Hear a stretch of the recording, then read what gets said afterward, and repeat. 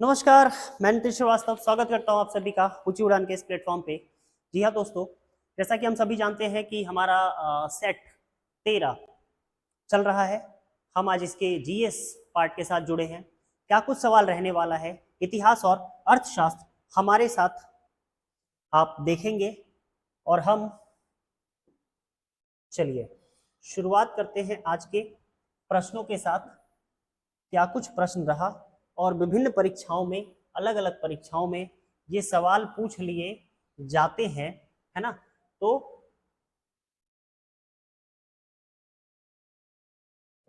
कौन सा है सवाल, जरा देख लिया जाए, है ना।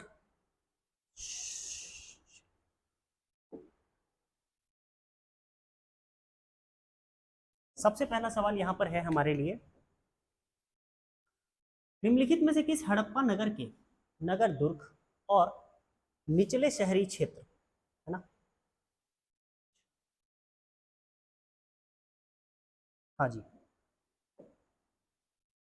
नगर दुर्ग और निचले शहरी क्षेत्रों में कई बड़े जलाशय और कुंड मिले हैं। बोले बहुत बढ़िया। अच्छा, आंसर हो जाएगा धौलावीरा। सर, धौलावीरा की खोज अगर हम करेंगे तो हमने कहा कि ये हमारे जगतपति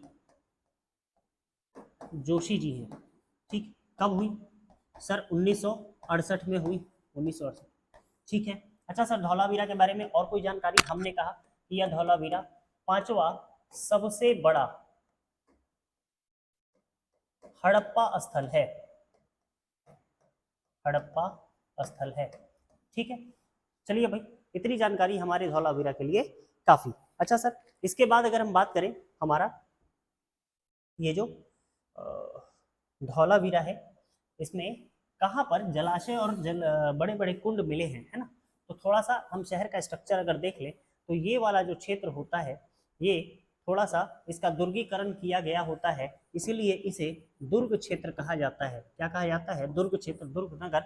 या चूंकि ये पश्चिम की तरफ पड़ता है, वेस्ट में पड़ता है, पश्चिम में, इसीलिए इसे पश्चिमी टीला भी कहा जाता है। जलाशयों की अगर हम बात करें तो ये जलाशय हमें इस तरफ, यानी कि पूरब की तरफ, दुर्ग क्षेत्र के पूरब की तरफ और दक्षिण में, है ना, इस तरफ, यानी कि पूरब और दक्षिण के ये वाला जो हिस्सा है, यहाँ पर हमें क्या मिला है?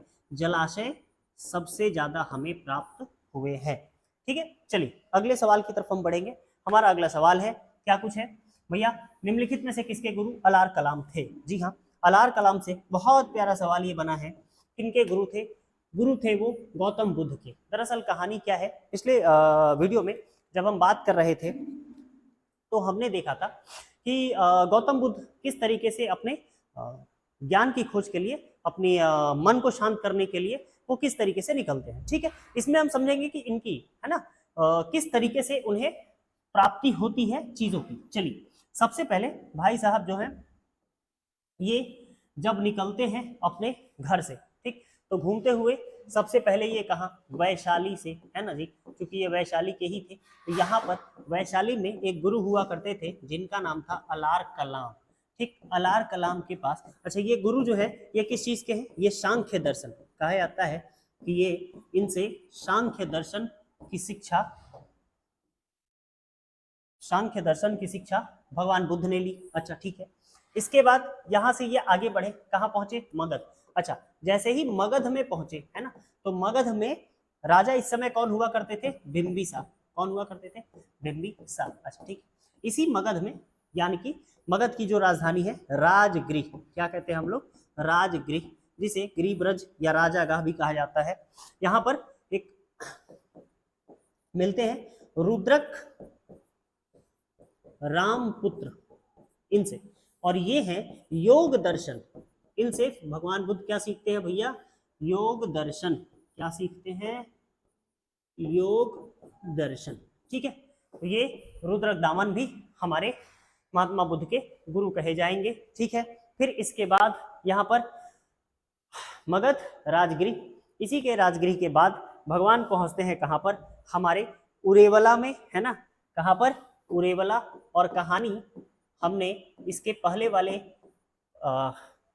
वीडियो में बताया था कि किस तरीके से उरेवला, वहां पर संपत्ति ग्राम में मुखिया की बेटी से मुलाकात होती है, वीणा का वो तार दिखाई देता है, और उसके बाद भगवान खीर भी खाते हैं, वीणा का तार भी देखते हैं और देख करके मध्यम मार्ग की प्राप्ति होती है।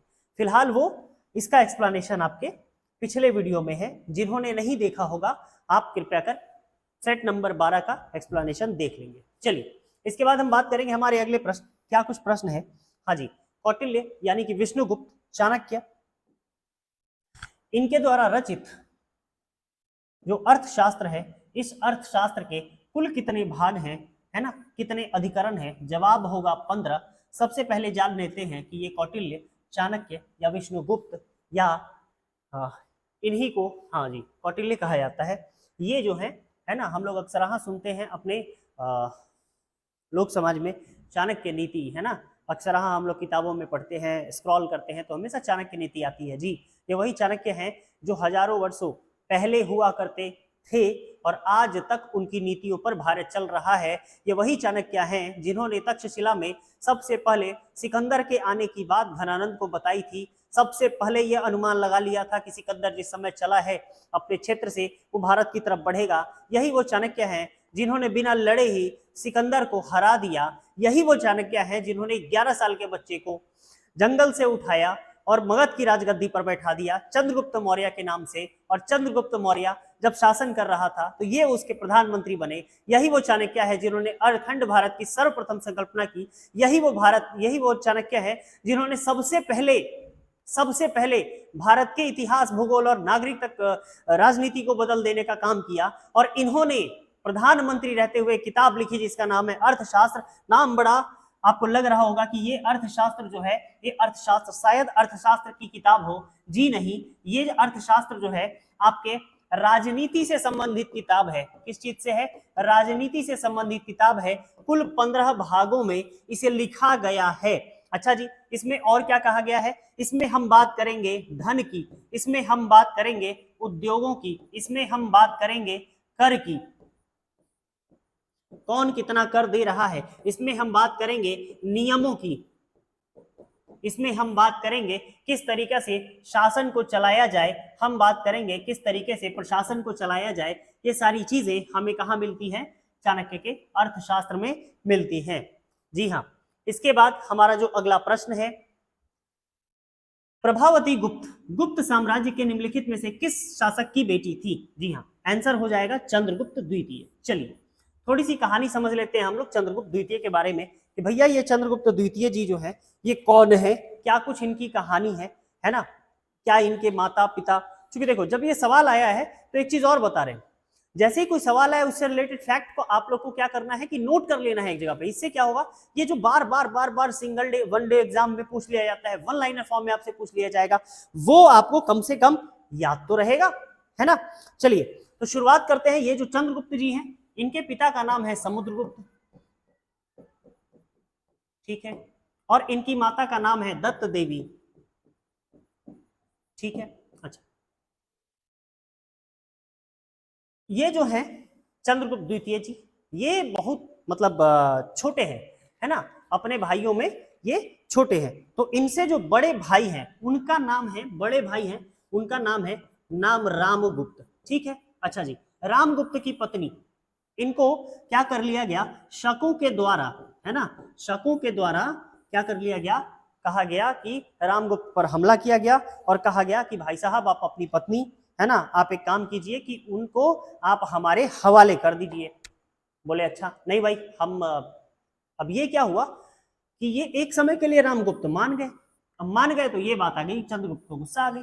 अब जैसे भाई साहब गुस्सा आया, ये उठे निकल गए और इन्होंने क्या किया कि दुश्मन को तो मारा ही, है ना, ये भाई साहब उठ के रामगुप्त को ही मार दिए और मार करके क्या किया कि उस रानी से शादी कर लिया। रानी का नाम था ध्रुव देवी, रानी का नाम था ध्रुव देवी, ठीक है।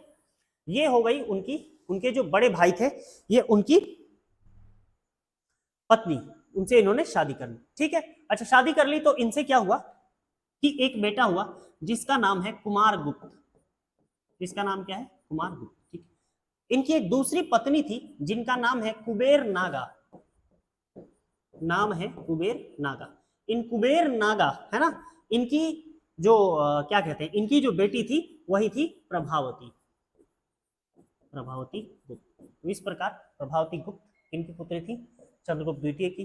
है ना, किस क्या संबंध इनका कुमारगुप्त से रहा, क्या संबंध इनका समुद्रगुप्त से रहा, ये आपको समझाने की मैंने कोशिश की। ये कभी कभी एग्जाम में पूछ लिया जाता है। चलिए अब इसके बाद हम बात करेंगे हाल ही में विश्व के किस देश ने तमिल कवि और दार्शनिक तिरुवल्लुवर की प्रतिमा का अनावरण किया गया है ना। हम आपको जवाब बता दें कि इसका जवाब होगा फ्रांस, और फ्रांस के किस जगह पर, तो फ्रांस के सेर्गी नाम के जगह पर, है ना, फ्रांस के सेर्गी नाम के जगह पर ये प्रतिमा लगाई गई है। फ्रांस की राजधानी क्या है भैया, पेरिस है ना। चलिए जल्दी से आप लोग फ्रांस की मुद्रा कमेंट बॉक्स में बता दीजिए कि भैया फ्रांस में कौन सी मुद्रा चलती है, ठीक है। फिलहाल तिरुवल्लुवर के बारे में हम बताते हैं कि ये दक्षिण के संत भारत में माने गए हैं। जिस तरीके से कबीर बाबा को हम लोग पूछते हैं, कबीर बाबा को, रविदास जी को हम जिस तरीके से हम लोग सुनते हैं, तुलसीदास को जिस तरीके से हम सुनते हैं, उसी तरह से दक्षिण भारत में इन्हें सुना जाता है, ठीक है। चलिए अगला प्रश्न, भक्ति भाव में बहुत ज्यादा रहा करते हैं। अच्छा जी, भक्ति भाव से रिलेटेड हमारा अगला प्रश्न है, क्या है, मीराबाई है ना, मेरे तो गिरधर गोपाल, है ना, और राणा ने विष दिया मानो अमृत पिया, मीरा सागर में सरिता समाने लगी, है ना, बात हो प्रेम दीवानी की तो और मीरा का नाम ना आए ऐसा संभव ही नहीं है। तो बात करेंगे हमारी मीराबाई, भैया ये किनकी शिष्या थी, ये शिष्या थी संत रैदास, जिन्हें हम रविदास जी के नाम से जानते हैं, है ना। दरअसल हुआ ये था कि मीराबाई ये बचपन में ना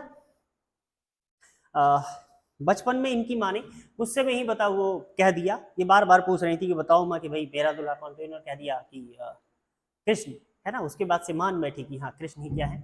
अच्छा, इसमें क्या हुआ कि भाई साहब जब इन पर प्रेम का रंग चढ़ा, है ना, भक्ति का जब रंग चढ़ा, तो भक्ति के रंग में ये पहुंचती है कहाँ पर, हमारे रविदास जी के पास। और रविदास जी जब जा करके इन्हें गुरु मंत्र देते हैं, तो इसके बाद मीराबाई ने भजन गाया कि पायो जी मैंने प्रेम रतन धन पायो, है ना। इसका मतलब है कि कहीं ना कहीं हमें भगवान से मुलाकात हो रही है, मतलब या कुछ संबंध वैसा ही है, गुरु मंत्र मिल गया, है ना। तो ये रही कहानी हमारे मीराबाई और रविदास जी की, ठीक है। चलिए इसके बाद हम बात करेंगे हमारे की किस युद्ध में राणा सांगा की एक बाजू कट गई थी। अच्छा, एक चीज और बताते चले कि सिर्फ बाजू ही नहीं कटी थी, इनके एक पैर में तीर भी लग गया था, है ना। अब सवाल है भैया किस युद्ध में, हमने कहा कि खातौली के युद्ध में। अच्छा सर, हुआ क्या था, दरअसल हुआ ऐसा था कि इब्राहिम लोदी, है ना, ये युद्ध सबसे पहले हुआ कब था, 1517 में। कब, 1517 में हुआ ये था कि इब्राहिम लोदी, ठीक है, ये भाई साहब आए। अच्छा जब आए तो इसमें राणा सांगा काफी बहादुरी से लड़े। अब जब ये भाई साहब बहादुरी से लड़े, इसमें इनकी क्या हुआ कि एक हाथ कट गया, है ना, तलवार से हाथ कट गया, एक पैर आकर के तीर में लगा, लेकिन फिर भी हिम्मत से ये क्या करते रहे, लड़ते रहे। अब लड़ते रहे तो इब्राहिम लोदी हारा। अब हार गया भाई साहब, तो उससे कुछ हरजाना वरजाना लेकर के छोड़ दिया गया। कहा गया कि ठीक है एक काम करो कि चलो चलेगा, है ना, कोई बड़ी बात नहीं है। लेकिन लोधी चला गया, फिर वापस आया कब, 1519 में। भाई साहब फिर 1519 में आ गया। इस 1519 में फिर लेकर के राणा सांगा जो है किसको हरा दिया, इब्राहिम लोधी को हरा दिया, है ना। यहाँ पर क्या करता है कि राणा सांगा को एक उपाधि दी गई है ना, वो उपाधि हमेशा पूछ लिया जाता है। इन्हें हिंदू पथ की उपाधि दी गई है, क्योंकि इन्होंने क्या किया था, सारे हिंदू राज्यों को एक इकट्ठा करने का कार्य किया, इसलिए इन्हें हिंदू पथ की उपाधि दी। चलिए अगला सवाल की हम बात करें कि किस मुगल शासक ने, है ना, किस मुगल शासक ने तंबाकू पर प्रतिबंध, है ना, प्रयोग निषेध लगाया था, किसने, आंसर हो जाएगा जहांगीर, है ना। हाँ जी, जहांगीर ने क्या किया था कि प्रतिबंध लगाया था। जरा से इसके पीछे बड़ा इंटरेस्टिंग कहानी है ना। हुआ ये था कि जिस समय अकबर था, राइट, अकबर 1604 की बात है, कहानी कब की है, 1604। इस समय में 1604 ईस्वी में, इस समय में हुआ ऐसा कि अकबर देखा नहीं था कि तंबाकू क्या होता है ना। 1604 में पहली बार इस अकबर के पास, है ना, एक आदमी आता है, इसका नाम है वारनेल। कौन है, वारनेल। ये वारनेल आता है और एक अकबर को एक चीलम भेंट करता है। क्या भेंट करता है भैया, चीलम। अच्छा जी, चीलम वही है जी, तंबाकू उसमें डाल के पीना होता है, बोला बहुत बढ़िया। खूब जड़ाऊ एकदम चीलम था, देखने में खूब बढ़िया लगे, है ना। अब अकबर देखा, गुड, अच्छा है, नहीं अच्छा लग रहा है।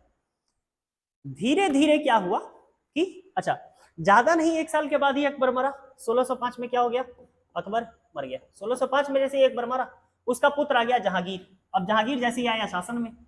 इस समय तक पुर्तगाली लोग क्या कर दिए थे भाई साहब, सबको तंबाकू का लत लगा दिए थे।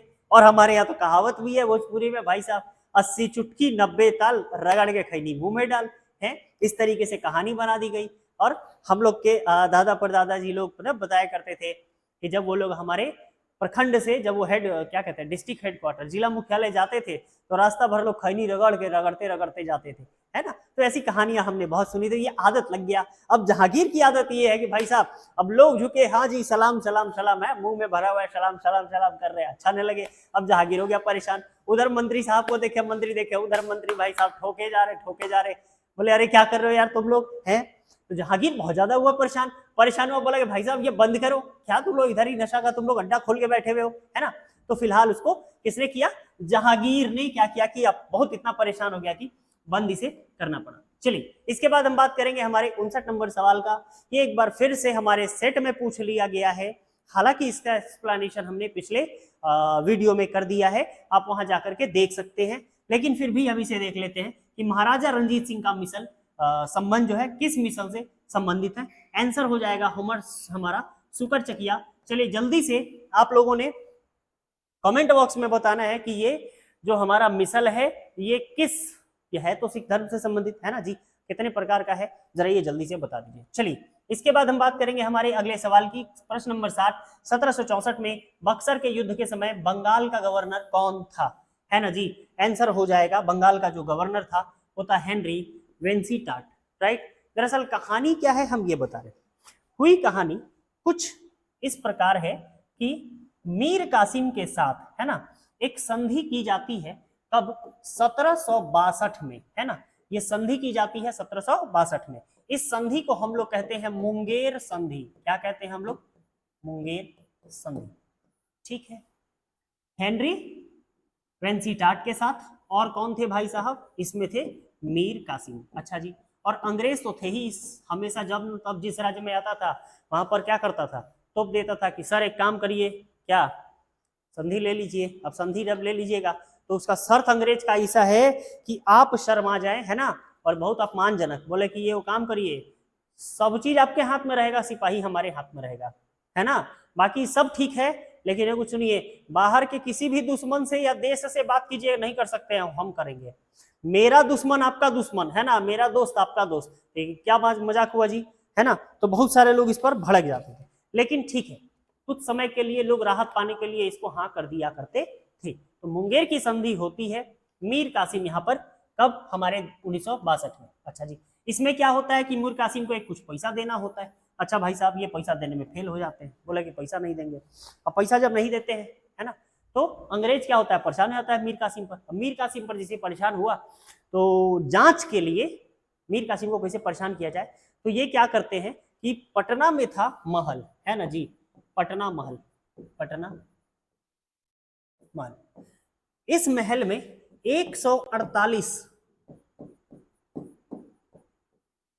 सिपाही को घुसाया जाता है। बोला कि भाई, अंग्रेज बोला कि घुस जाओ, है ना, जाकर के जरा तंग करके आओ, जरा जांच के नाम पर। अब ये लोग घुस गए।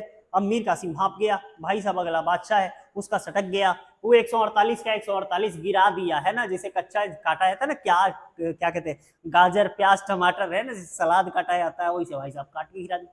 अब हो गया, भड़क गया मामला। अब जैसे ही मामला भड़का वैसे ही कहाँ पहुंच गए, अब मीर कासिम भाई साहब भागना शुरू कर दिया, धीरे धीरे धीरे धीरे भागना शुरू कर दिया, क्योंकि इसको पता ही है कि 148 को मारे हैं तो अंग्रेज अब छोड़ेगा नहीं। तो भागते भागते भाई साहब कहाँ पहुंचते हैं, अवध के नवाब के पास, सुजाउद्दौला के पास।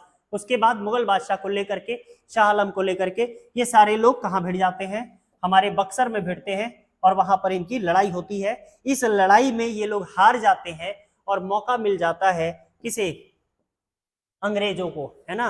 बक्सर युद्ध के बारे में और भी जानकारी हमने पिछले वीडियो में दे रखी है, आप उसे देख सकते हैं। चलिए जी, अब इसके बाद हम बात करेंगे कि हमारे फांसी के पूर्व संध्या पर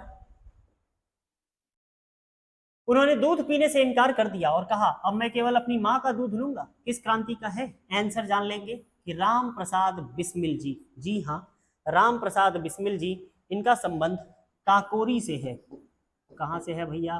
काकोरी से है। ठीक है, अब काकोरी के ये क्या है? दोषी हैं। अब दोषी हैं तो इनको सजा हो गई। अब सजा हुई तो सजाए मौत हुई, है ना जी। तो जब सजा इनकी फांसी हुई तो हुआ कि भाई फांसी से एक दिन पहले दूध दे, बोला कि अब जरूरत नहीं है, अब अपनी माँ का है ना, मतलब अब अगले जन्म में जब हम वापस जन्म लेंगे और फिर वापस क्या करेंगे, माँ के ही कोख से जन्म लेंगे, है ना। तो कुछ ऐसी इनकी कहानी रही। जन्म की अगर बात कर ले तो शाहजहां, यूपी के शाहजहांपुर में, है ना, कहां पर? यूपी के शाहजहांपुर में इनका जन्म होता है ना। और ये भाई साहब, ये राम प्रसाद बिस्मिल जी, है ना, ये वो इंसान हैं जिन्होंने, एक तो इनके पहले एक चीज समझ लो, ये जो है ना, ये कवि आदमी है, ठीक है। अब जब कवि आदमी है ना, तो कवि का देखते हो कुछ टाइटल वाइटल लगा होता है ना। जैसे हम सुबह राहत इंदौरी, है ना, इंदौर से तो इंदौरी जुड़ गया, है ना जी।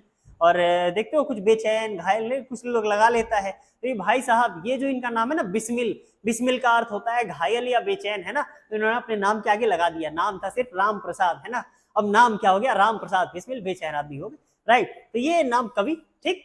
अब ये क्या है? अब अच्छा, 1875 में आपको याद होगा कि आर्य समाज की स्थापना की जाती है। किसकी भैया? आर्य समाज की स्थापना। अच्छा, किसके द्वारा की जाती है? सर हमने कहा दयानंद सरस्वती के द्वारा।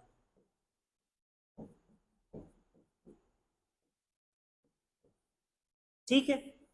इस आर्य समाज की स्थापना में इन्होंने, राम प्रसाद बिस्मिल जी ने क्या किया था? बहुत बड़ा योगदान दिया था। इन्होंने कहा था कि नहीं चलिए भाई, हम क्या करते हैं, आपकी मदद करते हैं। तो आर्य समाज की स्थापना में इन्होंने अपना पूरा क्या किया? महत्वपूर्ण योगदान दिया। चलिए अगला सवाल क्या है भैया? वह महिला स्वतंत्रता सेनानी कौन थी जो स्वतंत्रता आंदोलन की वयोवृद्ध महिला के नाम से विख्यात थी? है ना, आंसर हो जाएगा अरुणा आसफ अली। ठीक है, थोड़ा सा इस ओल्ड ग्रैंड लेडी के बारे में जान लेते हैं। ये ओल्ड ग्रैंड लेडी जो है, ये कब कूदी? ऐसे तो ये भारतीय संग्राम में काफी ज्यादा सक्रिय रही, है ना, महात्मा गांधी जी से बहुत ज्यादा प्रभावित रही।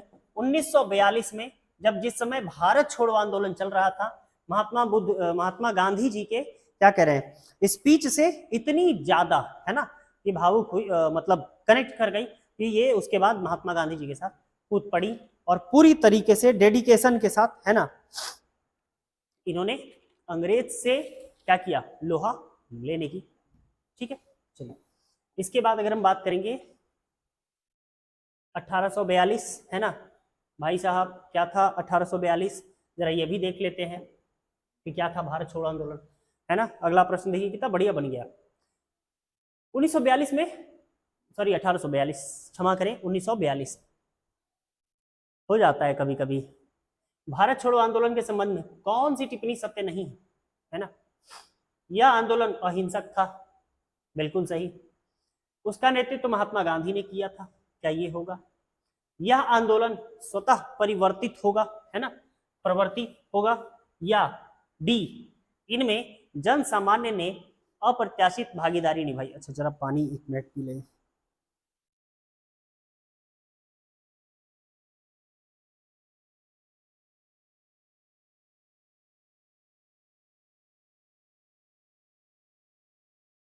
चलिए, हाँ भाई, तो इसका जो सही आंसर हो जाएगा वो ये कि इसका जो है नेतृत्व महात्मा गांधी ने किया था। ठीक है, क्या है जरा कहानी थोड़ा समझ लेते हैं। क्या कुछ ये है गांधी जी से संबंधित, हमने पिछली वीडियो में भी हमने बताया था। अब थोड़ा सा यहाँ पर हम देख लेते हैं कि ये जो कहानी कैसे 1842 में भारत छोड़ो की शुरुआत होती है ना।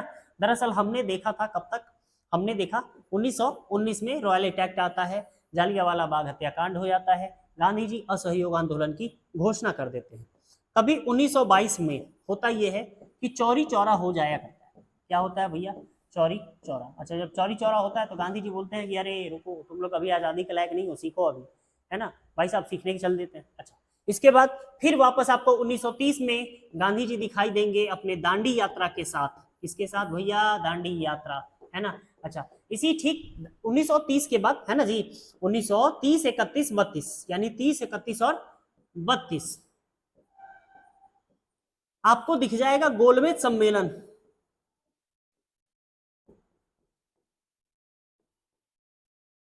जिसे गांधी इरविन समझौता या गांधी इरविन पैक्ट भी कहा जाता है, वो भी दिख जाएगा।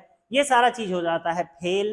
फेल होने के बाद, है ना, वापस से 42 में आता है क्रिप्स मिशन। अच्छा, क्रिप्स मिशन का काम है कि वो क्या करेगा, कांग्रेस से और गांधी जी से बात करेगा, कॉन्विंस करने की कोशिश करेगा। ये मामला यहाँ सुधरता नहीं है ना, और देश में हो जाती है भारत छोड़ो आंदोलन की पूरी तरीके से बिगुल फूंक दी जाती है। सारे लोग इसमें क्या हो जाते हैं, जुड़ना शुरू हो जाते हैं। ठीक है, चलिए इसके बाद हम देखेंगे हमारा 65 नंबर सवाल की क्या कुछ रहा कि महात्मा गांधी ने सबसे पहला आमरण अनशन कब प्रारंभ किया। दरअसल वो आंसर हो जाएगा, सबसे पहले आंसर देख लेते हैं कि कम्युनल अवार्ड के समय, है ना जी, कम्युनल अवार्ड, राइट। अब ये क्या है, थोड़ा सा कम्युनल अवार्ड हम आपको बता देते हैं। देखिए, दरअसल इस समय एक क्या कहते हैं, सांप्रदायिक एक रंग देने की कोशिश की गई थी। ठीक है, किसके द्वारा सर, हमने कहा रैमजे मैकडोनाल्ड के द्वारा। किसके, रैमजे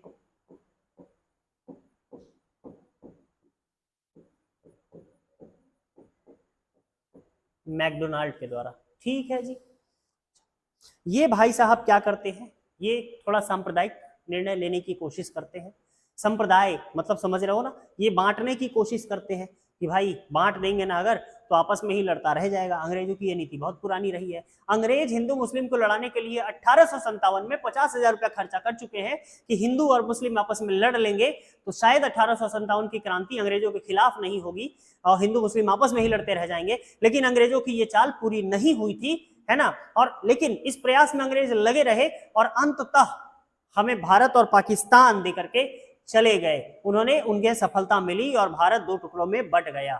तो ये यहां पर तो होता ही रहता है। और इसकी शुरुआत हमने कहा गया भैया कम्युनल समय, और इसी के बाद जो है कहां पर, यदवरा जेल में थे। कौन, गांधी जी कहां थे, यदवरा जेल में थे, है ना जी। यदवरा जेल है, कहां पर है, ये आपके पुणे में है। अच्छा जी, पुणे कहां, आपने मुंबई में, बोले हाँ जी। अच्छा, यहाँ पर एक कुछ लोग और भी गए हैं जहां पे हमारे जवाहर लाल नेहरू ये भी यहां पर जा चुके हैं। सुभाष चंद्र बोस जी को भी क्या किया गया है, यदवरा जेल में रखा जा चुका है। ठीक है, यहां तक कहानी हो गई क्लियर। अगला सवाल हम देख लेते हैं कि हमारा अगला प्रश्न क्या है। हाँ जी, जालियांवाला बाग हत्याकांड के विरोध में वायसराय की कार्यकारिणी परिषद से किसने इस्तीफा दिया। नाम होगा शंकरन नायर। जरा इनके बारे में जान लेते हैं। ये जो है ना,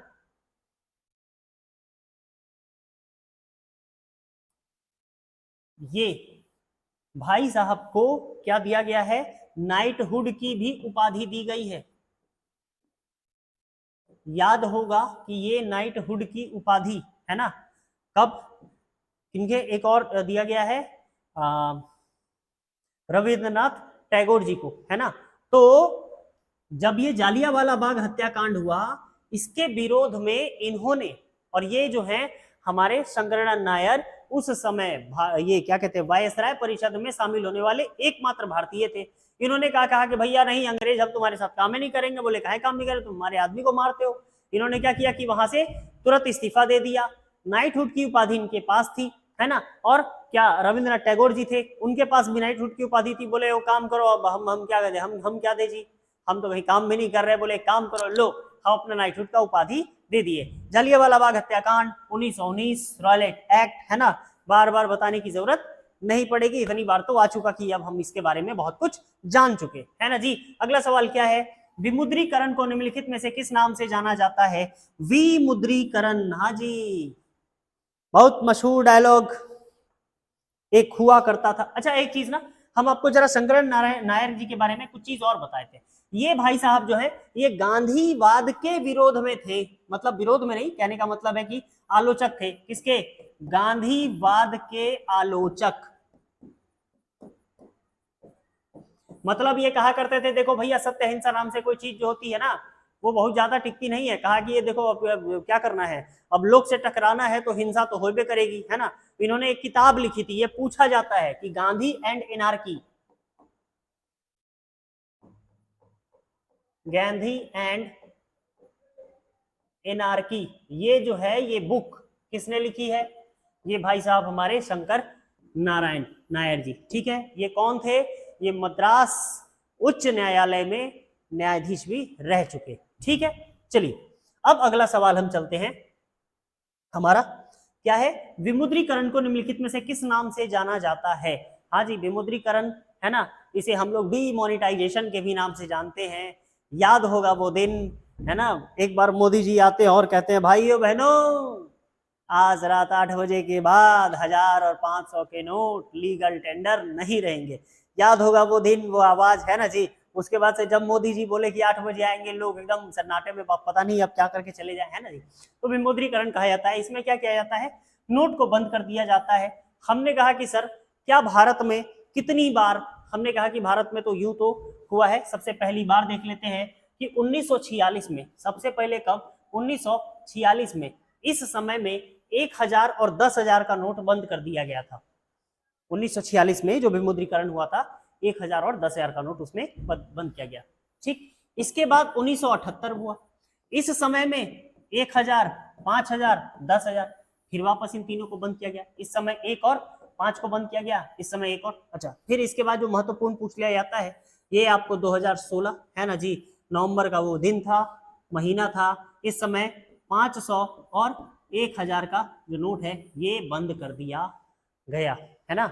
अब उसके बाद फिर वापस से 2000 का भी नोट बंद कर दिया गया। क्यों किया जाता है सर, हमने कहा कि धन पर, चूंकि कुछ लोग क्या होते हैं कि काला धन जमा कर लेते हैं, उसको रोकने के लिए, उस चीज से लड़ने के लिए, है ना, नोटबंदी की जाती है। सर कौन कर सकता है, हमने कहा कि भारतीय रिजर्व बैंक ऑफ इंडिया, यानी कि भारतीय रिजर्व बैंक ऑफ भारत, है ना, ये हमारा आरबीआई, भारतीय रिजर्व बैंक ऑफ भारत या इंडिया, है ना जी, ये करता है, ठीक है सर। ये जो ये आरबीआई सर कैसे काम करता है, हमने कहा कि एक आरबीआई एक्ट 1934 है, इसके तहत आरबीआई एक्ट, भारतीय reserve bank of India act अधिनियम, है ना, कब है, 1934। इसके तहत आरबीआई की स्थापना 1935 में की गई थी, ठीक है। इसके बाद इसके सरकारीकरण की अगर बात कर ले तो 1949 में, है ना, इसका क्या किया गया था, पूर्ण रूप से इसका सरकारीकरण, यानी कि इसे गवर्नमेंट के अंदर में ले लिया गया था, ठीक है। ये रहा इस सवाल का जवाब। चलिए अगला सवाल हम देखेंगे क्या कुछ रहा। 68 नंबर सवाल है भैया कि देश विश्व में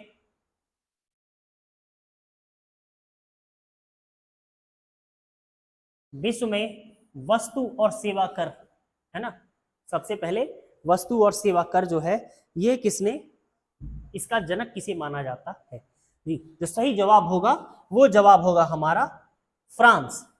क्या हो जाएगा, फ्रांस। अच्छा जी सर, इसका मतलब कि जनक का मतलब सर, इसका मतलब सबसे पहले, है ना। हमने कहा हाँ जी बिल्कुल, सबसे पहले बोला कब सर, 1954 में। भाई साहब 1954 में ही लगा लिए थे अपने यहाँ जीएसटी, है ना, गुड्स एंड सर्विसेज टैक्स। भैया ये जीएसटी भारत में भी लगा। अच्छा भारत में लगा तो दो तरीके का होता है, एक तो होता है हमारा सेंट्रल जीएसटी और दूसरा होता है सीजीएसटी, ठीक है। भारत में कब ये लगाया गया, है ना, 2016 में। इससे संबंधित कुछ चीज हम आपको दिखा देते हैं, है ना, आप इसे देख लेंगे कि 101वां संविधान संशोधन किया गया, है ना, और उसके बाद 216 में, ठीक, इसे भारत की संविधान जो है उसके अनुच्छेद कौन सा लगाया गया है भाई साहब, 279 का ए, इसके तहत जीएसटी की बात की गई है, जीएसटी परिषद की बात की जाती है, ठीक है। चलिए इसके बाद हम आगे देखेंगे, हमारा जो अगला क्या है कि अर्थव्यवस्था में निजी क्षेत्र और सरकारी क्या है, जब दोनों ही शामिल हो तो उसे क्या कहेंगे, मर्ज कहेंगे, आउटकॉस्ट कहेंगे, मिश्रित कहेंगे या हाइब्रिड कहेंगे। ऐसी व्यवस्था जहां पर दोनों ही व्यवस्था अवेलेबल हो, प्राइवेट भी हो, है ना, गवर्नमेंट भी हो, निजी भी है, सरकारी भी है, इसे हम लोग क्या, कुछ मिक्सचर नहीं नजर आ रहा, कुछ घोर मिठा नजर आ, मिक्सचर, हम कहेंगे क्या है ये, मिश्रित कृषि है ना, दोनों। अब ये एक समझ लेते हैं कि होता क्या है सर, निजी क्षेत्र क्या होता है सर। निजी क्षेत्र कहने का मतलब हो गया कि पूंजीवादी व्यवस्था, है ना। पूंजीवादी व्यवस्था, देखो स्वामित्व के आधार पर हम बात कर लें इसके, है ना, तो जो क्षेत्र मतलब स्वामित्व के आधार पर दो तरीके से होता है, या तो सीधे सरकार के नेतृत्व के कब्जे में होगा, या तो निजी हाथ में हो जाएगा। जैसे हमारे यहाँ पर जो एयरलाइंस है ना, एयरलाइंस वो किसके द्वारा, प्राइवेट सेक्टर के द्वारा चलाया जाता है, ठीक। लेकिन एयरपोर्ट जो है वो किसके द्वारा चलाया जाता है, सरकार के द्वारा। तो यहाँ पर दोनों ही तरह की बातें हो गई। अगर हम चाइना को देखें तो वहां पर सारी चीजें सरकार के द्वारा क्या की जाती है, हैंडल की जाती है। वहां पर अगर कोई भी चीज है तो सरकारी अनुमति लेकर के ही या उससे ही सारी चीजें सरकार के ही अंडर में आती है, ठीक। तो वो भी एक अपनी व्यवस्था होगी। चलिए आगे हम अगर बात करें, हमारा दशकीय जनगणना कराने की जिम्मेदारी निम्नलिखित में से किस मंत्रालय के है। वो मंत्रालय होता है हमारा गृह मंत्रालय। जी हाँ, गृह मंत्रालय में ये जो है, गृह मंत्रालय का कार्य होता है कि ये भाई साहब क्या करेंगे, हमेशा मतलब जनगणना कराने की काम करेंगे। अच्छा सर, ये जो जनगणना सर कराने का जो काम होता है ना, ये किसके द्वारा, ये आखिर कोई तो ऐसा इंसान होगा जिनको दिया जाता होगा। हमने कहा हाँ जी, भारतीय है ना जनसंख्या जनगणना आयुक्त, ये कहा जाता है कि आप क्या करेंगे, जनगणना का काम करेंगे, ठीक है। अच्छा, इसके बाद हम बात अगर करें कि भारत में जनगणना की बात करेंगे तो सबसे पहले इसके मेयो, है ना, माना जाता है कि मेयो के समय में, कब, सबसे पहले 1872 में, मेयो के समय में 1872 में शुरू किया गया। और इसके बाद जब दोबारा किया गया यानी कि 1881, इसके बाद से लगातार हमारे क्या कहते हैं 10 साल के बाद होने लगा, तो इसे दशकीय कहते हैं। हालांकि इसका हमारे प्राचीन भारत में भी प्रमाण मिलेगा। प्राचीन भारत की बात करें तो जी हाँ, हमने बात करी थी अर्थशास्त्र नाम के एक किताब की जिसका संबंध राजनीति से है, इसमें भी आपको मिल जाएगा। इसके बाद हम बात करेंगे हमारे आईने अकबरी की।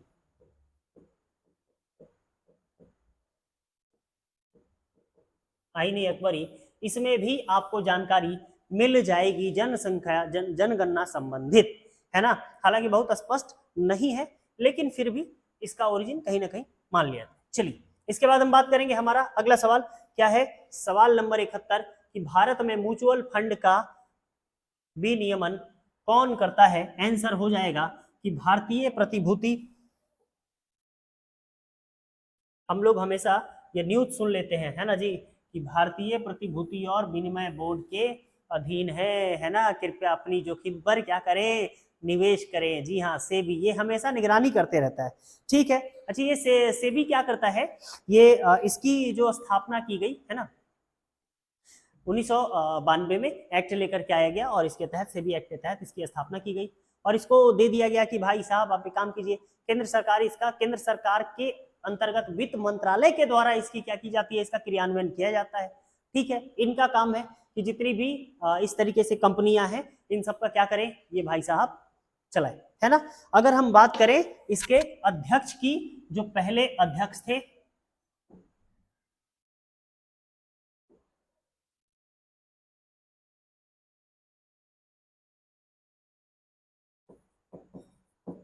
S.A. देव इनके सबसे पहले अध्यक्ष है। जरा जल्दी से कमेंट बॉक्स में बताइए कि इसके अभी अध्यक्ष कौन है। चलिए आप लोग के लिए एक वर्क रहा, ठीक है। अगला सवाल हम देखेंगे भैया, बहुआयामी निर्धनता की अवधारणा किसके द्वारा विकसित की गई। आंसर होगा सबीना अल्किरे और जेम्स फॉस्टर, ठीक है। चलिए ये अब क्या है बहुआयामी निर्धनता, थोड़ा सा इसके बारे में जान लेते हैं। भाई साहब इसमें बहुत सारे आयामों की बात की गई, इसमें बात की गई इन दोनों के द्वारा कि भैया अगर आप क्या कर रहे हैं, निर्धनता को नाप रहे हैं तो जीवन स्तर से नापिए, रोजगार से नापिए, स्वास्थ्य से नापिए, भोजन से नापिए, मतलब बहुत सारे आयामों की इन्होंने चर्चा की, ठीक है। इसके बाद अच्छा एक हमारा सवाल ना बचा रह गया, क्या चीज भैया, कि बीमा सुधार क्षेत्र के लिए एक व्यापक रूपरेखा की संस्तुति की स्थापना, मतलब वो की, है ना।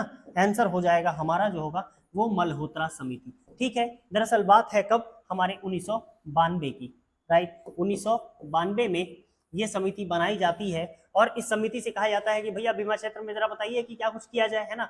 तो इन्होंने कहा कि देखिए भैया, इनकी जो मुख्य बातें थी, जो इनके सुझाव की, वो क्या थी कि सबसे पहले तो जितना भी कंपनी है उसमें सरकार का जो हिस्सा है वो कम से कम 50% होना चाहिए। किसका? सरकार का, सरकारी 50% कम से कम। और इसके बाद जो भी कंपनी आएगी उसका जो कम से कम पूंजी है वो 1 अरब होना चाहिए, है ना। और 1 अरब होने के साथ साथ इसके बाद, है ना, एक बीमा विनियामक की जरूरत है। क्या है? बीमा नियामक संस्था की जरूरत है। और इसके बाद हम देखते हैं कि बीमा क्षेत्र में IRDAI, अक्सरहा इस नाम को हम लोग सुन लेते हैं, है ना जी। इसकी स्थापना 1998 में की जाती, ठीक है, इसी समिति के आधार पर। चलिए भैया, अगला सवाल कि धन क्या है? अवैध धन की रोकथाम, है ना, यानी कि prevention of money laundering, right. इसे हम लोग PMLA भी जानते हैं। इस अधिनियम को कब पारित किया गया? जवाब हो जाएगा 2002, है ना, इस समय पारित किया गया। दरअसल अवैध धन की मात्रा क्या है, क्या कुछ है? कुछ लोग होते हैं जो अपना टैक्स बचाने के लिए, कि भैया सरकार को टैक्स न देना पड़े, तो वो अपने धन को कुछ इस तरीके से वो साधनों का इस्तेमाल करते हैं जहां से उनका धन सरकार को आया हुआ तो दिखता है और साथ में सरकार उस पर टैक्स भी नहीं लगा सकती है, ठीक है। तो ये सारी बात यहाँ पर रहेगी। तो टैक्स से बचने के लिए ये चीजें हमेशा किया जाता है। बाहर से हम लोग सुनते होंगे अक्सर, हाँ अभी चुनाव का माहौल चल रहा है ना। कुछ साल पहले तक मोदी जी भी कहा करते थे काला धन, है ना जी। तो ये वही काले धन की बात की जाती है, उसी पर लगाने की बात कर रहे हैं। अच्छा जी, इसके बाद जो हमारा अगला सवाल है, बड़ा प्यारा सवाल है ना, बिहार SSC के लिए। भैया मधुबनी पेंटिंग बनाने के लिए मुख्य रूप से किस अनाज के पेस्ट का उपयोग किया जाता है? आंसर हो जाएगा चावल। हम कहेंगे सर मधुबनी कहाँ? हाँ जी, ये बिहार की कला है। क्या है भैया? बिहार की एक चित्रकला, है ना जी। आगे चल करके ये जो किया जाता है, कहाँ पर? जमीन में किया जाता था या फिर मिट्टी की दीवारों पर। स्टार्टिंग तो ऐसी ही थी कि हम लोग क्या करते थे, मिट्टी की दीवार पर ये बनाया करते थे। किस चीज से? तो गेरुआ से, है ना जी। गेरू एक जो रंग होता है ना जी। इन सारी चीजों का इस्तेमाल करके हम बनाया करते थे। आगे चल के ये सारी चीजें क्या हो गई, लोग धीरे धीरे इसे कैनवास पर उतारने लगे, कपड़ों पर उतारने लगे, शीशे पर उतारने लगे, दीवार पर उतारने लगे, और उतारते उतारते आज के डेट में ये पहुंचा है। अच्छा सर, इसके ब्रश की एक खूबी है ना। इसकी एक खूबी क्या है? इसका जो ब्रश है ना वो बड़े कमाल का ब्रश है। बोले हाँ जी ब्रश, बोले हाँ ये ब्रश ना ये किसी फैक्ट्री में नहीं बनता, ये कहाँ बनता है? नेचर में। बोले कैसे सर? ये लोग उंगली का इस्तेमाल कर लेते थे। ले, ये लोग क्या करते थे? टहनी, पेड़ का टहनी तोड़ लेते थे, उसी से इस्तेमाल कर लेते थे। ले, है ना। माचिस का तिल्ली जो होता है ना, वही लोग इस्तेमाल कर लेते थे। ले, हैं, ये सारी चीजें इसमें इस्तेमाल की जाती है, मतलब पूरी तरीके से घरेलू, है ना। तो ये कलाकृति कहाँ की है? हमारे बिहार की है, बिहार के संस्कृति की है ना, हमारे गर्व की है। तो ये रहा सवाल इतिहास और अर्थशास्त्र का। मेरे साथ चलिए, अब हम मिलते हैं हमारे अगले हिस्से में। हमारे सुमित सर के साथ हम लोग देखेंगे क्या कुछ रहेगा सवाल करंट अफेयर्स का, ज्योग्राफी का और पॉलिटिकल का। तब तक ऐसे ही, अगर अच्छा लगा हो तो लाइक और शेयर दबा के करिए और बने रहिए सेशन में। मेरी तरफ से जय हिंद। मिलते हैं सुमित सर से।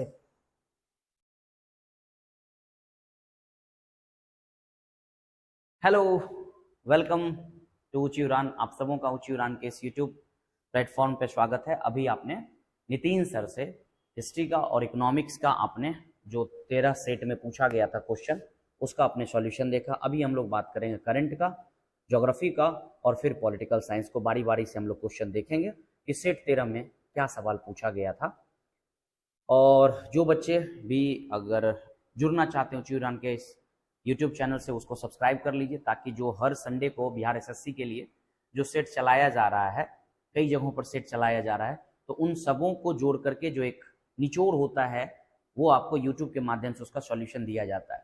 तो जिन जिन बच्चों को लगे कि आवश्यकता है वो जुड़ सकते हैं। और भी रिकमेंडेशन भी आपको लगे कि कोई बच्चा पढ़ रहा है, उसको एक जरूरत है, तो उसके लिए एक बेहतर सुविधा उपलब्ध है। तो चलिए हम लोग आज देखते हैं कि हमारे लिए करंट में कौन कौन सा सवाल रहने वाला है। तो करंट को जानेंगे, फिर उसके बाद करंट को जानने के बाद हम लोग बात करेंगे, आपको पॉलिटिकल साइंस से बात कर लेंगे, फिर आपको पॉलिटिकल साइंस के अलावा जो है हम आपसे ज्योग्राफी का भी बात करेंगे। तो चलिए बिना किसी देरी के हम लोग अपने क्वेश्चन पे आते हैं और क्वेश्चन को देखते हैं क्या पूछा गया है। आइए देखिए, सबसे पहला सवाल है, अजय सिंह की जगह भारतीय वाणिज्य एवं उद्योग मंडल HOSM का अध्यक्ष किन्हें नियुक्त किया गया। हम अगर एक ही सवाल आपको दिखाएं तो आपको थोड़ा ज्यादा अच्छा रहेगा, आप हौच पौच थोड़ा कम होइएगा, ठीक है। अब आप देखिए थोड़ा ध्यान से। आइए अब सीधा सीधा हम लोग पॉइंट पे बात करते हैं। अजय सिंह की जगह किस भारतीय व्यक्तियों को क्या किया गया, HOSM का अध्यक्ष चुना गया है। तो ये व्यक्ति कौन हो जाएंगे, संजय नायर। संजय नायर को अभी वर्तमान में क्या किया गया है, उन्हें अध्यक्ष बनाया गया है।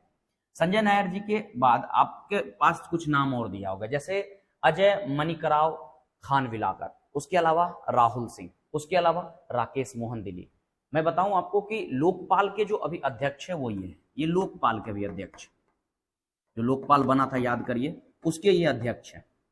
अगर हम बात करें राहुल सिंह का तो ये भी CBSE के अध्यक्ष है ना, ये अध्यक्ष। और जो आपको राकेश मोहन दिली दिख रहा होगा तो ये एक इंटरनेशनल ऑर्गेनाइजेशन है, आप सब वो शायद कहीं ना कहीं सुनते होंगे या सुनते भी होंगे, जो विश्व बैंक है, उस विश्व बैंक के सलाहकार समिति के ये सदस्य रह चुके हैं, रहे मतलब भी हैं।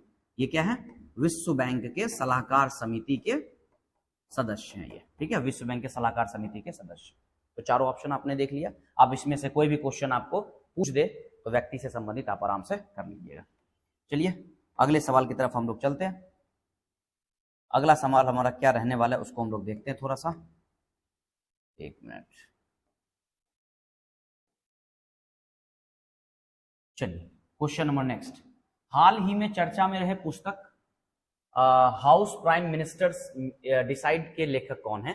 तो इसके लेखक हो जाएंगे, देखिए ये सब साधारण सा सवाल है, इसमें आपको ज्यादा दौड़ने की आवश्यकता नहीं है। तो कौन हो जाएगा, नीरजा चौधरी। नीरजा चौधरी जो है इसके अभी हाल ही के जो एक पुस्तक हुई हाउस प्राइम मिनिस्टर डिसाइडेड, उसके ये लेखक रह चुके हैं। इसमें भी आपको कहीं कोई डाउट है ही नहीं।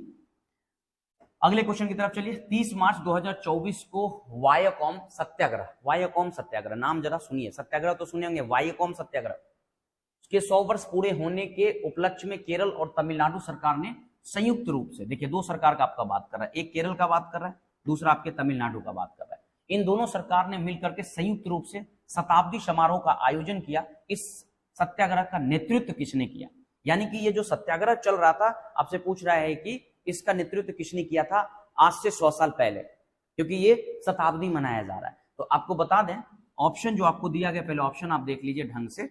ऑप्शन देखने के बाद आप आंसर को टिक कर पाइएगा। जरा गौर करिएगा ऑप्शन को, क्या क्या है आपके पास। ऑप्शन जरा गौर करिए, ऑप्शन है आपके पास भीमराव अंबेडकर, इसके अलावा रामास्वामी पेरियार, महात्मा गांधी और पंडिता रमाबाई। तो आंसर क्या हो जाएगा, रामास्वामी पेरियार। थोड़ा सा इसके बारे में एक चीज समझ लीजिए आप, जो ये केरल और तमिलनाडु की सरकार ने अभी संयुक्त रूप से जो शताब्दी का आयोजन किया, इसका कारण क्या है जरा गौर करिए। इसका कारण क्या है कि आज से, ध्यान से सुन लीजिएगा, आज से कहा जाता है कि कई मतलब 100 साल पहले, आप समझ लीजिए 100 साल पहले जो एक व्यक्ति थे, ऐसे तो मतलब कई व्यक्तियों का आपका इसमें जिक्र देखने को मिलेगा, लेकिन इसमें मुख्यतः जो व्यक्ति हमें रामास्वामी पेरियार जो देख रहा होगा, कहा जाता है इनकी अगुवाई में एक सत्याग्रह किया गया था। अब वो सत्याग्रह का नाम क्या था, वायाकॉम सत्याग्रह। अब कहिएगा वायाकॉम क्या है, तो वायाकॉम एक्चुअली में एक गांव है, आप यूं समझ लीजिए एक गांव है, और गांव में वहां पर एक शिव मंदिर था, वायाकॉम शिव मंदिर के नाम से भी ये जाना जाता है। उस शिव मंदिर के आसपास में क्या था कि वहां पर जो लोअर क्लास के लोग हैं, निम्न जातियों के लोग हैं, उनके साथ क्या होता था, अभद्रता जैसी व्यवहार या यूं समझिए अमानवता जैसा व्यवहार किया जाता था। तो उन लोगों ने सड़क पर निकल करके सत्याग्रह किया, और ये जो घटना है ये आज से एकदम बिल्कुल समझ लीजिए, ये 30 मार्च आपको दिख रहा होगा, 30 मार्च ये रहने दीजिए, साल आप कर लीजिए 2024, 2024 की जगह पे आप कर लीजिए इसको 1924, यानी 30 मार्च 1924 को ये सत्याग्रह किया गया था। हालांकि कहा जाता है कि इसको विजिट करने के लिए, सत्याग्रह को विजिट करने के लिए महात्मा गांधी भी मार्च 1925 में पहुंचे थे। मार्च 1925 में महात्मा गांधी भी जो है ना, इस मतलब 1925 में महात्मा गांधी भी क्या हुए थे, वहां पे पहुंचे थे। फिर उसी साल के नवंबर में लगभग यूं समझ लीजिए कि 23 नवंबर को सत्याग्रह को एक तरीके से यूं समझ लीजिए कि रोक दिया गया, और पूर्णतः इसको विड्रॉ 30 नवंबर 1925 को सत्याग्रह को क्या कर दिया गया था, रोक दिया गया था। तो लगभग यूं समझिए कि 30 मार्च से लेकर के 30 नवंबर तक आप कर लीजिए कि सत्याग्रह को चलाया गया था। और इसी के मुख्यतः लीडर कौन थे? रामास्वामी पेरियार थे। अगले क्वेश्चन की तरफ हम लोग बढ़ते हैं। किस राज्य के म्यूरल पेंटिंग और मंजू क्राफ्ट को जीआई टैग मिला है? आपको पता होना चाहिए कि हर साल क्या किया जाता है, कुछ ना कुछ वस्तुओं को, अभी हाल में पिछले जब हम लोग को क्वेश्चन कर रहे थे तो उसमें भी हमने जीआई टैग के बारे में बात किया था। तो जीआई टैग से सवाल कई बार पूछता है, इसलिए आप इसको बार बार रिवाइज करते रहिएगा। जीआई टैग वाला सवाल जितना दिन आपका एग्जाम में डिले होते जाएगा, समझिए जीआई टैग का लोड आपका उतना बढ़ते चला जाएगा। तो पूछ रहा है कि जो म्यूरल पेंटिंग और मंजू क्राफ्ट का जीआई टैग जो है वो किसे मिला है? तो यहाँ आपको ऑप्शन में ध्यान रखना है कि जो भी राज्य का नाम दिया जाए उस राज्य से संबंधित आपको टिक लगाना है, क्योंकि राज्य से संबंधित इसलिए टिक लगाना है क्योंकि हर राज्यों में कुछ ना कुछ दिया जाता है। तो इस बार पूछा जा रहा है कि किस राज्य में इस वस्तु को दिया गया, क्योंकि हर राज्यों में अलग अलग वस्तुओं को दी जाती है। तो इसका आंसर क्या हो जाएगा? उत्तर प्रदेश। इसका आंसर क्या हो जाएगा? उत्तर प्रदेश में अभी क्या किया गया? जीआई टैग जो है म्यूरल पेंटिंग और मंजू क्राफ्ट को दिया गया। आपको पता होना चाहिए कि उत्तर प्रदेश और साथ ही साथ एक राज्य और आप समझ लीजिए कि तमिलनाडु। उत्तर प्रदेश और तमिलनाडु दोनों राज्यों को अगर मिला दे तो इसका पहला और दूसरा नंबर पर जीआई टैग के मामले में आ जाता है। कहा जाता है कि उत्तर प्रदेश में अभी तक अप्रोक्स में लगभग 69 जो है वो अभी तक जीआई टैग मिल चुके हैं, जबकि 58 जीआई टैग जो है वो तमिलनाडु को मिल चुका है। यानी कि पहले नंबर पर जीआई टैग मामले में वो यूपी है और दूसरे नंबर पर वो कौन है? तमिलनाडु है। अगर हम बात कर लें, तमिलनाडु है। अगर हम बात कर लें कि भैया भारत के जितने भी राज्य जिनको अभी तक जीआई टैग मिला है तो उस जीआई टैग की जो टोटल संख्या है वो कितनी है? तो अभी तक कहा जाता है कि टोटल 635 वस्तुओं को अभी तक क्या किया गया? जीआई टैग दिया जा चुका है। कितने वस्तुओं को? 635 वस्तुओं को जीआई टैग अभी तक इंडिया में दिया जा चुका है। तो जिसमें नंबर 1 कौन हो गया? यूपी हो गया।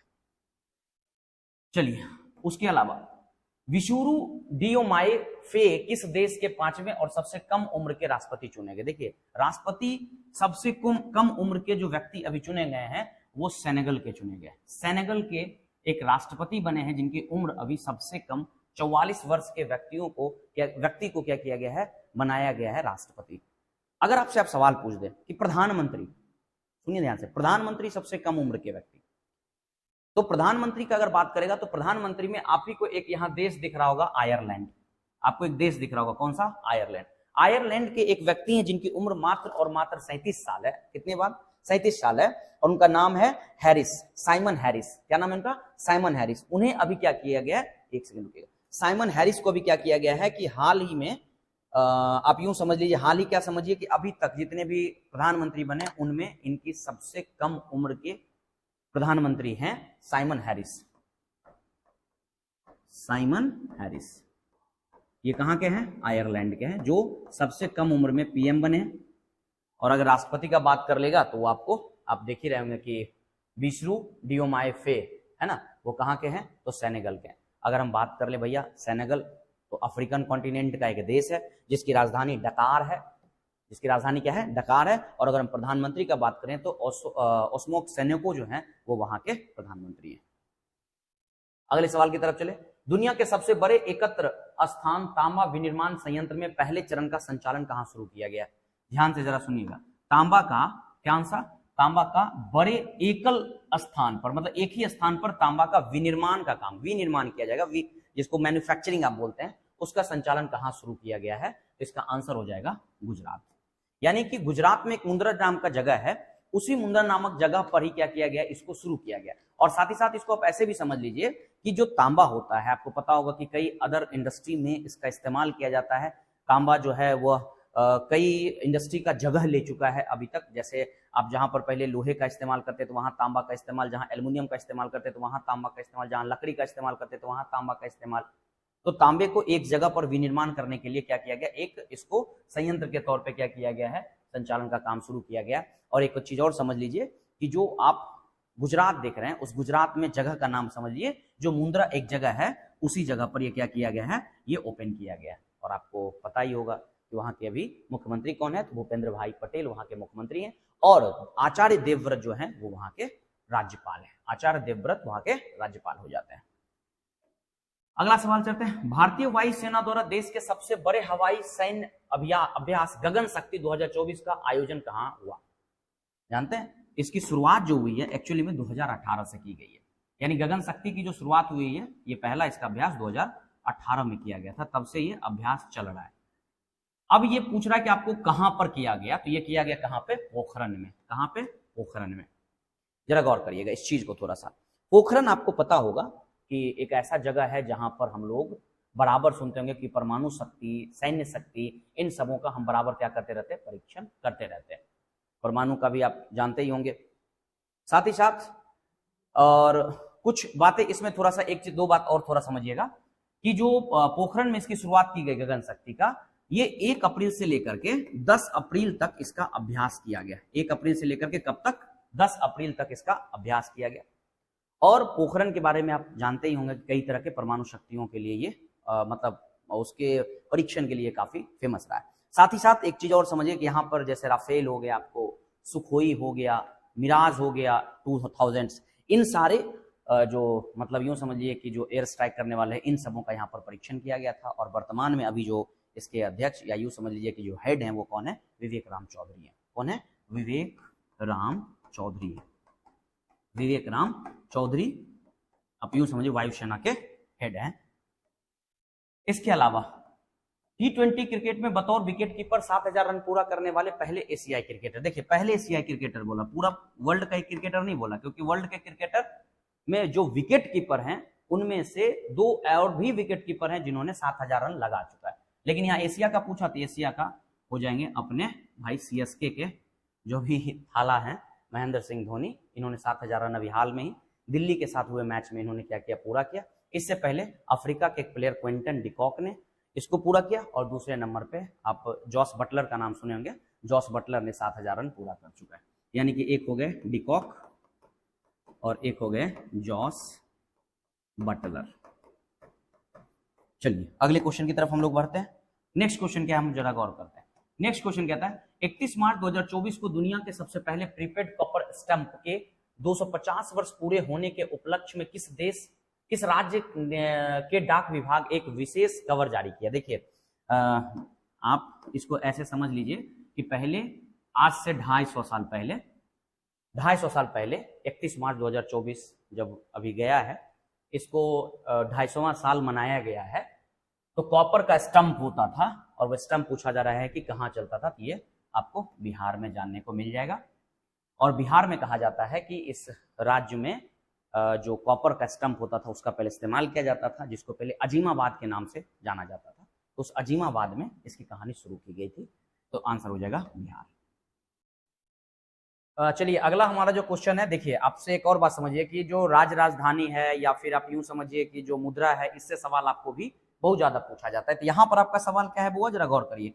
आपका सवाल है कि बेलारूस की राजधानी क्या है। तो बेलारूस की जो राजधानी है वो क्या है, मिन्स्क है। बेलारूस की राजधानी क्या है, वो मिन्स्क है। आप इसको फिर ऐसे समझ लीजिए कि जो राजधानी में आपको सवाल यहाँ पूछा है, इसमें से और कौन से सवाल हैं जिनकी संभावना है बनने की। तो जरा गौर करिए, आपको दिया है बुडापेस्ट। देखिए जो बुडापेस्ट है, रोम है और सोफिया है। रोम आप जानते होंगे इटली की राजधानी है। रोम जो है वो किसकी राजधानी है, इटली की, आप सभी जानते होंगे। साथ ही साथ आपको जो कुछ और दिया है, जैसे आपको कौन दिया है, बुडापेस्ट, ये रोमानिया का है। ये किसका है, रोमानिया का है। तो अब रोमानिया का कैपिटल क्या हो जाएगा, बुडापेस्ट हो जाएगा। फिर उसके बाद इटली की कैपिटल क्या हो जाएगी, इटली का कैपिटल रोम हो जाएगा। आपको मिन्स्क पता ही है। और जो दूसरा मतलब इसके अलावा देखिए क्या करना है, ध्यान से सुनिए। आपको 2 सवाल फिक्स रहेगा, एक राजधानी से और एक मुद्रा से आपको सवाल हमेशा पूछा जाएगा, ठीक है। इसके अलावा आपको कौन बच गया, सोफिया, इसकी बुल्गारिया हो गई, बुल्गारिया हो गया। क्या आपको दिख रहा है सबको, दिख रहा है सबको प्रॉपर। चलिए ठीक है, डन। अगले क्वेश्चन की तरफ बढ़िए। देखिए अगला सवाल आपको आ गया ना, कौन सा सवाल, आइसलैंड की मुद्रा क्या है। आइसलैंड की मुद्रा, अच्छा एक और बात, बेलारूस का ही सवाल क्यों दिया जा रहा है ना, ये इसलिए इसका सवाल दिया जा रहा है, ये चर्चा में रहता है। हाल ही में अभी ये चर्चा में था, क्योंकि अभी हाल में पता होगा कुछ दिन पहले का अगर हम आपको बात करें तो जो यूक्रेन और रसिया की लड़ाई चल रही थी, जिसमें बेलारूस ने रसिया का सपोर्ट कर दिया, जिसकी वजह से यूएस ने इसको कई यहाँ की कंपनियों को कई व्यक्तियों को बैन कर दिया गया। इस वजह से भी या अन्य कई कारणों से भी कहीं ना कहीं चर्चा में रहा होगा। आप चर्चा में याद रख लीजिएगा, वही सवाल पूछेगा जो चर्चा में रहेगा ज्यादातर। आइसलैंड की मुद्रा क्या है, तो आइसलैंड की जो मुद्रा है वो क्या है, आइसलैंड की मुद्रा क्या है, आइसलैंड की मुद्रा कोरोना है ना। पांग जो है ये टोंग की राजधानी है, मतलब टोंग की मुद्रा है। मार्क जो आपको देख रहे हैं, अच्छा हरिवीनिया, इसको याद रखिएगा क्योंकि ये बार बार आपसे कई बार हम खुद ही डिस्कस कर चुके हैं। आप पिछले सेट में जाइए, आप देखिए बार बार इसका जिक्र हो चुका है। ये यूक्रेन की है, ये किसका आ गया, यूक्रेन की। फिर इसके अलावा आपको ये हर्जेगोविना एक कंट्री है, पता होगा हर्जेगोविना, उसकी राजधानी हो जाती है, उसकी मुद्रा जो है वो आपको क्या हो जाता है, मार्क हो जाती है ना। तो आप राजधानी से सवाल देख लिए। अब इसके अलावा सवाल है, कार्बन डेटिंग व्यवस्था का सर्वप्रथम विचार किस समझौते में दिया गया। देखिए कार्बन आज के समय में कितना बड़ा हमारे लिए हाईलाइटेड टॉपिक है, गौर करिएगा। अब पिछले बार भी जब सवाल बना रहे थे तो उसमें देखिए जलवायु से संबंधित कितना सवाल था, इस बार भी है। इसका मतलब जलवायु के संबंधित सवालों को आपको बार बार रिपीट करते ही रहना है। सबसे पहला तो ऑप्शन है आपके पास पृथ्वी सम्मेलन। पृथ्वी सम्मेलन 1992 में हुआ था, पता होगा, ब्राजील के रियो डी जेनेरियो में, ब्राजील के रियो डी जेनेरियो में। साथ ही साथ दूसरा बात करें जैव विविधता, जैव विविधता भी उसी साल जो है, अच्छा 22 मई को अंतरराष्ट्रीय जैव विविधता दिवस मनाया जाता है, ये भी याद रख लीजिएगा आप इसको। उसी साल जो है ये भी एक आया था। क्योटो प्रोटोकॉल, इसका आंसर हो जाएगा कार्बन डेटिंग वाला का आंसर क्योटो प्रोटोकॉल हो जाएगा, जो 1997 में क्योटो प्रोटोकॉल हुआ, जापान में, पता होना चाहिए आपको। फिर जो पेरिस समझौता है ये 2016 में हुआ है ना, फ्रांस में जो पेरिस समझौता है वो आपको देखने को मिल जाएगा। तो सब के सब जलवायु से संबंधित है। अब आते हैं हम लोग, श्रीहरिकोटा द्वीप बंगाल की खाड़ी को अलग करता है। देखिए श्रीहरिकोटा द्वीप, आपको पता हो श्रीहरिकोटा आंध्र प्रदेश में, सतीश धवन वहां पर अंतरिक्ष केंद्र भी है, पता होगा, जहां से सैटेलाइट पीएसएलवी जीएसएलवी सबको लॉन्च किया जाता है। तो वो पूछ रहा है आपको, सवाल पूछ रहा है कि कौन सा लेक इसको बंगाल की खाड़ी से अलग करता है, यानी बंगाल की खाड़ी और झील और फिर ये द्वीप आ जाता है। तो हरिकोटा द्वीप जो है इसको अलग कौन करता है, तो इसको अलग करता है पुलिकट लेक, आंध्र प्रदेश में है। चिल्का लेक जो है वो आपको पता होगा ओडिशा में है, महानदी रिवर वगैरह। कोलेरू लेक का अगर हम बात कर लें तो कोलेरू लेक आपको जो है वो आपको आंध्र प्रदेश में ही ये देखने को मिल जाएगा, और वेम्बनाड जो आप देख रहे होंगे ये आपको केरला साइड में देखने को मिल जाएगा। चलिएगा, इसके अलावा कुछ सवाल और भी है जिसको हम लोग देखते हैं। सवाल क्या है, किस पठार पर कर्क रेखा तथा मानक समय रेखा एक दूसरे को काटती है। देखिए सवाल है कि कौन सी रेखा इसको काटती है। एक मिनट थोड़ा सा रुकिएगा, एक मिनट, थोड़ा सा वीडियो की क्वालिटी को थोड़ा सा चलिए, हाँ ठीक है, सही है। तो कहाँ पे थे, हाँ चलिए, देखिए क्या है, तो पूछ रहा है कौन सा। तो आपको पता है पहले कर्क रेखा और मानक समय रेखा। कर्क रेखा पता होगा 23.5 डिग्री से होकर के गुजरती है, 30 डिग्री 23 डिग्री 30 मिनट जो है वो ईस्ट नॉर्थ से होकर के गुजरती है कर्क रेखा, जो भारत के 8 राज्यों से होकर के गुजरती है। सेम उसी तरीके से हम बात करें मकर, ये समय मानक रेखा IST 5 राज्यों से होकर के गुजरती है। अब इनमें से दोनों में से एक कॉमन राज्य है छत्तीसगढ़। कॉमन राज्य जो है वो कौन सा है, छत्तीसगढ़ है। अब वो छत्तीसगढ़, जो छत्तीसगढ़ है उसका वहां पर एक प्लेट्यू है, उस प्लेट्यू का नाम क्या है, वो है बघेलखंड, और यही बघेलखंड से ये होकर के गुजरती है। बघेलखंड में भी अगर हम बात करें तो सूरजपुरा वहां पर एक जगह है ना, सूरजपुरा, वहीं पर से ये होकर के दोनों एग्जैक्टली जो है वो दोनों वहीं से गुजरती है। ठीक है, तो ये आंसर कर लीजिएगा।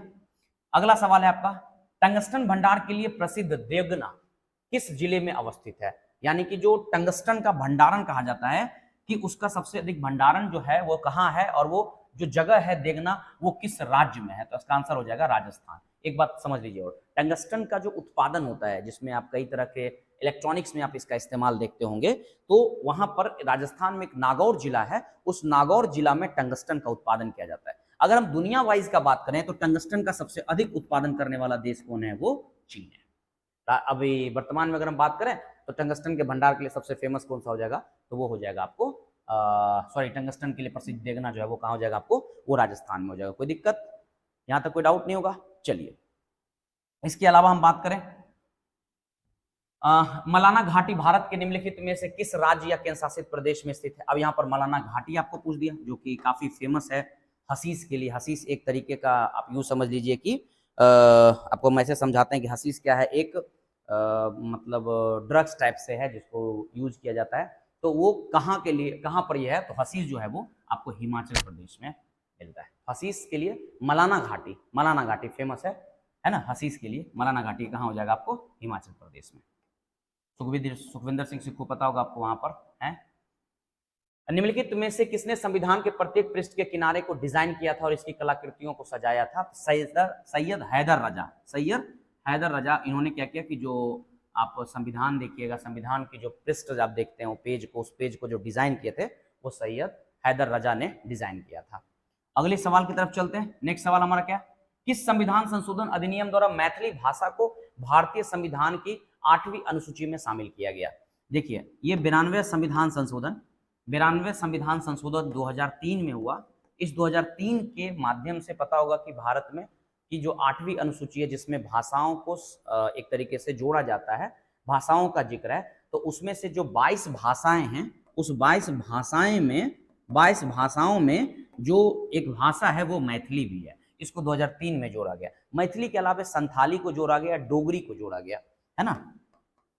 डोगरी, एक मिनट इसको ऐसे कर लिए, डोगरी, मैथिली और संथाली, है ना, इस भाषा को जोड़ा गया। मैथिली जानते होंगे बिहार में बोली जाने वाली एक प्रमुख भाषा है, इसको जोड़ा गया। तो कब जोड़ा गया?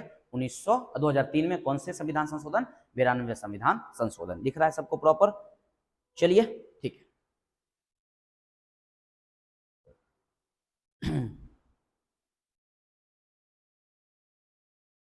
अगले सवाल की तरफ चलते हैं हम लोग। नेक्स्ट सवाल दिख रहा है सबको?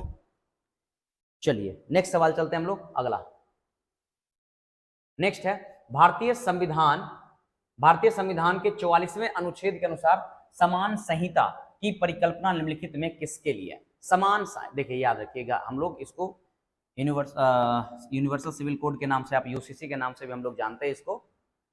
और ये सिविल कोड पूछा जाए 44वें संविधान जो अनुच्छेद में जो दिया गया है यह किसके लिए? तो ये नागरिकों के लिए, यानी कि देश में रहने वाले जितने भी नागरिक हैं, जितने भी समुदाय के हैं, उन सभी नागरिकों को, उन सारे समुदायों के लिए एक समान कानून बनाया जाएगा, इसका जिक्र किया गया है। किसमें जिक्र किया गया?